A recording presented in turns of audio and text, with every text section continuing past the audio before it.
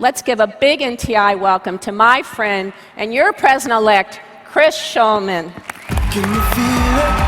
Now it's coming back. We can steal it.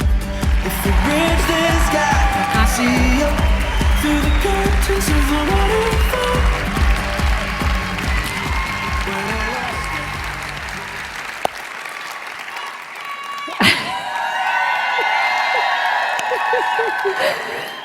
Well, aren't you people amazing? Well, I'm going to get things off to an easy, gentle start this morning by asking you all a very simple question. Have you ever listened to a little kid ask why? Nearly 13 years ago, I helped my sister Dana with her 3-year-old son Noah after her daughter Kate was born. And Noah and I spent a rainy summer afternoon watching Monsters, Inc. together. For 2 torturous hours, I fielded his questions. Why did Mike make that funny noise? Why is that monster so mean? Why, Aunt Cece, why? Oh my Lord, they just didn't stop. It was so painful. But here's the thing. Children learn by asking why. They use it to make sense out of things. And it seems to me that asking why has become something of a lost art for us adults. And now I wonder, have we stopped asking why? Somewhere along the line of, as grown-ups, have we become intimidated by it or irritated by it? Have we become overwhelmed by not knowing why? Have we forgotten how to use it as a tool to accomplish our goals? As a compass, an anchor, maybe a voice about things that matter. So now I have a why question for you. Why did you become a nurse? Now me, I knew from about the time I was 5. Most of us can pinpoint the memory that resulted in the memory or the reason why we became a nurse, but I've known from early on. I would sit at this little play desk at my grandmother's house, and I would watch Ben Casey. And I would take nurse's notes as I watched. I was really into it. My grandmother made me this little World War II style nurse's cap, put her Red Cross pin on it, and I would watch for hours, totally fascinated by the stories and the people in them. And then, as the years went on, I'm totally hooked now. I read all the Cherry Ames books. I watched Medical Center and Marcus Welby, MD, MASH, completely glued to the TV set when Emergency came on. In those early days, I was completely intrigued by the extreme situations the human body could endure and the intensity of it all. So why did I become a nurse? I became a nurse because I was fascinated by how the human body works, and I wanted to have the knowledge and skills necessary to make very, very sick people well again. Now, we all have our reasons for becoming nurses, and in particular, critical care nurses. Maybe we wanted to help people in extreme situations, or were fascinated by physiology, or wanted to use breakthrough technology to support the human body. Or it could be that nursing was just fine, but really what it did is it allowed for a lifestyle that accommodated life's other interests. Whatever the reason, whatever your reason for becoming a nurse, this is the source of the passion that fuels your work. Work that is so energizing and intrinsically rewarding that it's a joy in and of itself. A paycheck is a necessity, sure, but the work and what it brings is the real reward. This is passionate work. And it's fundamental to who you are because you use your own inherent natural gifts. So an artist, for example, will see things of beauty throughout their day. And an engineer will see structure and form in every building that they look at. The work of nursing seems hard to outsiders, but it actually comes really easily to you. When engaged in passionate work, you lose a sense of time. Time just flies by. And I think best of all is that when you use your passions and gifts, you bring your best self forward to the service of others. Now, why is this even important? In his book, Start With Why, Simon Sinek says people are inspired to take action and be a part of something bigger than themselves when they understand the why of what they're doing. And when they see how that why connects to their own core purpose and beliefs. So when I think about it in this context, why is the strategy we use throughout our days and shifts? Why does my patient with a cerebral hemorrhage have this respiratory pattern? Why does my other patient, a young woman who had both kidneys avulsed in a high-speed car crash, have this crazy high cardiac output and low SVR? Why should I even stick my neck out and have a crucial conversation with a colleague? Why makes us slow down and ask the right questions? Because it's really handy when we come up with the right answers. And I believe that our everyday whys are really everyday pursuits of excellence. Why is this Foley still in?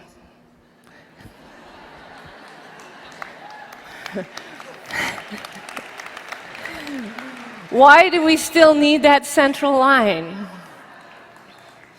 Does this patient need a blood transfusion? Why? Why is certification important to my practice? Now, obviously, asking why helps when things are going well and smoothly, but I am here to tell you it is absolutely essential when times get tough. Viktor Frankl was an Austrian psychiatrist who was imprisoned in Auschwitz during World War II. He wrote this book, Man's Search for Meaning, and in it, he described how he was on his way to work one day in the prison camp, trying to figure out if he should trade his last cigarette for a bowl of soup. And in that moment, he realized how trivial and meaningless his life had become. And if he was going to survive this horrendous situation, he was going to have to find some greater purpose. His solution was to imagine himself, when the war was over, giving a lecture to people about the psychology of the prison camp, because it was so very important that the world understand what he and his fellow prisoners had been through. Now, Frankl, he survived that prison camp, and he went on to become a world-renowned psychiatrist and a prolific writer.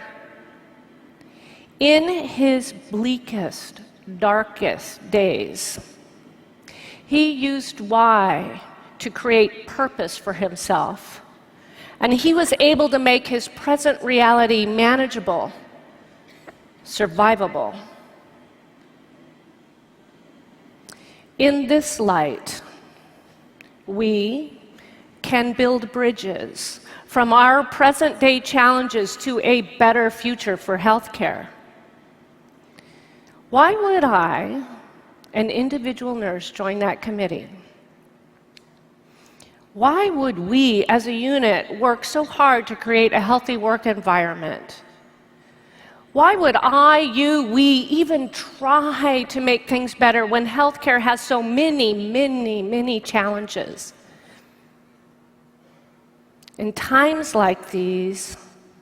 why can be our guide and our inspiration for moving forward. Now let's step outside of healthcare for just a moment to see how this has worked through other periods of time. This all reminds me of the Impressionist painters of the late 19th century in France. So Monet, Degas, Van Gogh, and all the others were trained in classical art, but they felt trapped by the artistic rules of the day. Every year, painters from all over France submitted their finest paintings to be displayed and judged in the prestigious Paris Salon. But the Impressionist paintings were considered shocking, and they were refused entry into the exhibit. The Impressionists became the laughingstock of the European art world. But you know what they did? They pooled together their resources and their passions, and they put on their own darn show. And at first, yes, the critics were unforgiving, and they wrote scathing reviews. But it wasn't very much time later that they started to shift their perspective, and they came to accept and then praise this new Impressionist art style. And the world followed suit. Those individuals who had been marginalized became the artists and the teachers. And the rebels became the masters because they believed in and they fought for, and they created a world grounded in their whys. In today's healthcare, nurses are the masters overcoming obstacles to accomplish what's important.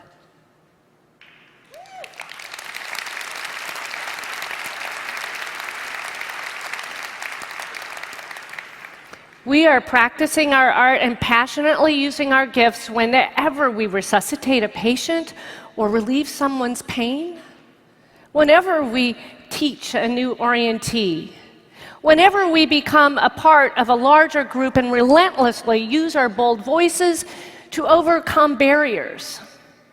Barriers like inappropriate staffing, impractical regulations, dysfunctional EHRs. And you say to me, okay, but there's too much to do. The obstacles are too many, Chris. I'm just one person, a mere mortal here. All I want is 10 minutes so that I can sit with my patient to think, and I can't even get 5. Well, I hear that. I understand it. I experience it every day, absolutely. And here's what I say back to you. Never underestimate the power of 5 minutes. While not as much as we need, and certainly not as much as what feels right, it goes a whole lot further than you think it does to your patient and their family. And I know in my heart this is true. Let me tell you why.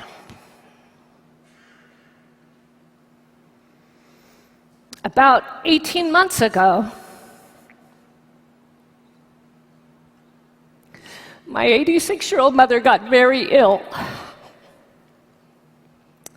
She'd been losing her vision from macular degeneration, and she suddenly lost the last remnants of her eyesight. She was becoming confused. She developed a progressive weakness. She had excruciating pain in her wrists and her knees and her ankles. She couldn't even walk.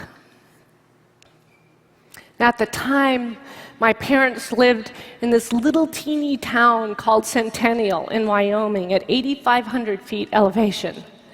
And my 85-year-old dad could not manage this situation. So late one night, he had to call neighbors to come help him load her up into the Subaru and drive her to Cheyenne Regional Medical Center, which was 90 miles away. Now, luckily, I just happened to be in Boulder, Colorado at an AACN meeting. So I was able to rent a car and drive up to Cheyenne in the middle of the night, and I arrived sleep-deprived and absolutely devastated to see how sick my mother was. The diagnosis wasn't anything critical the way you and I would think about critical, but it was really serious. And I found myself suddenly in this incredible position of being a vulnerable family member trying to navigate an unfamiliar healthcare system. All these years of helping patients and families come to grips with critical illness and injury did nothing, absolutely nothing, to prepare me for what it felt like to be on the other side. So I watched those nurses carefully. You know I did, right? You know how it rolls when you find out that your patient has a family member that's a critical care nurse? You kind of take a deep breath, you roll your eyes back, you maybe offer to float that day. And you kind of just go in the room saying, all right, here we go. So yeah, I watched these nurses. I watched them scan her ID band every time they gave her a med. I listened to them ask about her pain every time they interacted with her. I heard them give bedside report. And this was so awesome because all of these things made me trust that my mother was in a safe place and she was getting good care. But do you know what made the most difference to me in those 2 long weeks she was in the hospital? Much to my surprise, it was those 3 nurses who sat down to learn about who she was, ask about her home in the mountains, who talked with me about how I was doing so far away from home, who asked how my 85-year-old dad was holding up.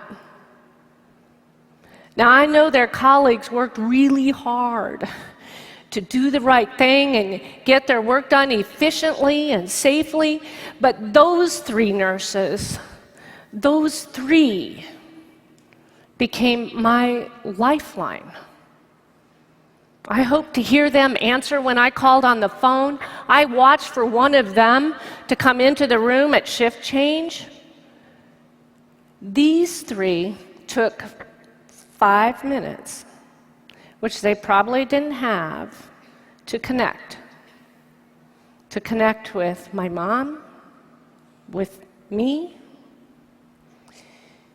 They probably didn't think it was enough, but I am telling you, it meant everything to this tried and true, blood and guts, trauma critical care nurse who happened to be a daughter.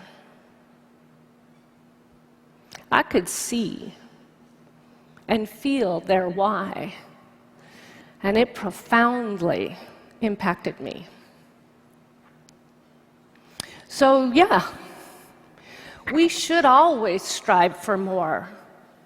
We should maintain our promises, nurses, to provide the best care possible despite the obstacles that are in our way. And in the meantime, we can't ever forget our why, be it talking to patients, mastering hemodynamics, or conducting research. Because our whys are exactly what our patients, our colleagues, and our healthcare system depend on. Why? It's such a simple 3-letter word, and yet it's so powerful. Why is really our personal and professional compass, isn't it? Why we became nurses, why we go to work every day, why we come to NTI. It's obvious to me that nurses faithfully use why as our guide. And that is what inspired our theme for the coming year, Guided by why.